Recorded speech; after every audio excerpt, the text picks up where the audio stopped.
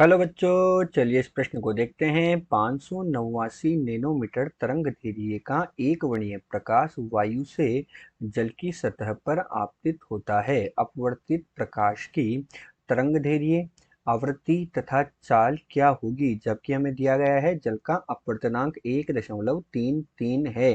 तो चलिए बच्चों, हम सर्वप्रथम इस प्रश्न की मुख्य अवधारणा पर चर्चा करते हैं। और उसके लिए बच्चों मैं यहाँ पर क्या लिख रहा हूँ? मैं लिख रहा हूँ यहाँ पर मुख्य अवधारणा। क्या लिख रहा हूँ बच्चों? मुख्य अवधारणा।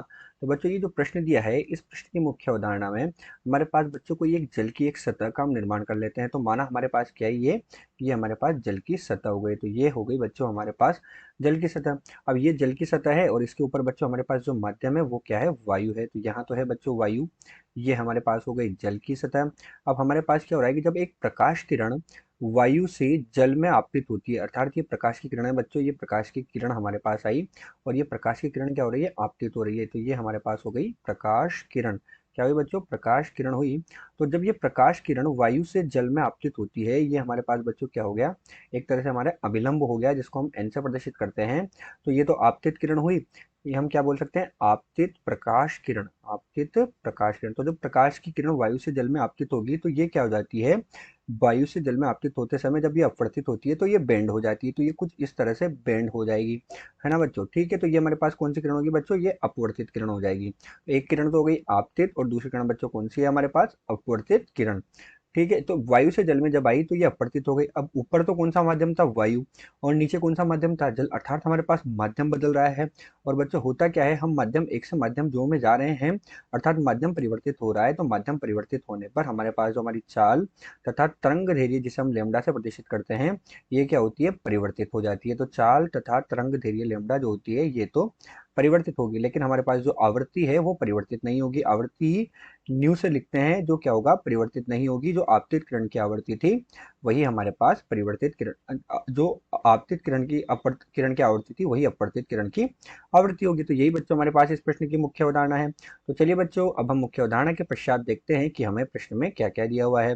तो बच्चों हमें प्रश्न में एक तो अपवर्तनांक का मान दिया है। अपवर्तनांक को हम म्यू से प्रदर्शित करते हैं। तो अपवर्तनांक का मान कितना दिया? 1.33।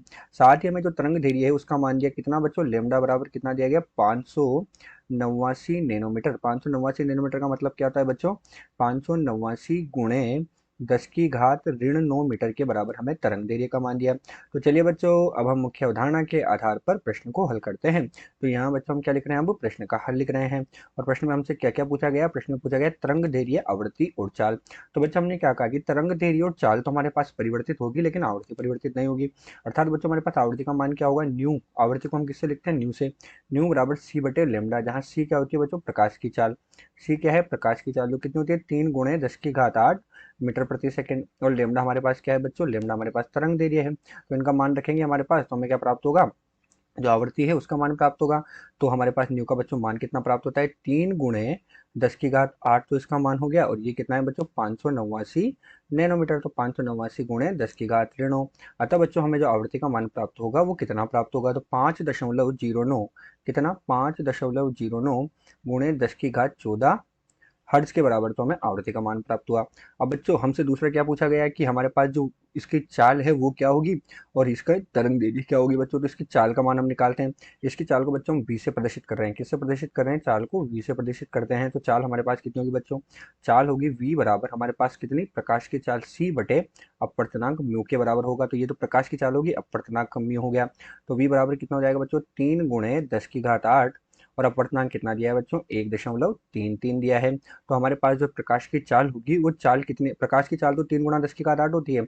और इसकी चाल कितनी होगी आपतित किरण की? हमारे पास इसकी चाल हमें प्राप्त होगी 2.26। कितना? 2.26 गुणे 10 की घात 8 मीटर बटे सेकंड। तो ये हमारे दूसरे भाग का उत्तर हुआ।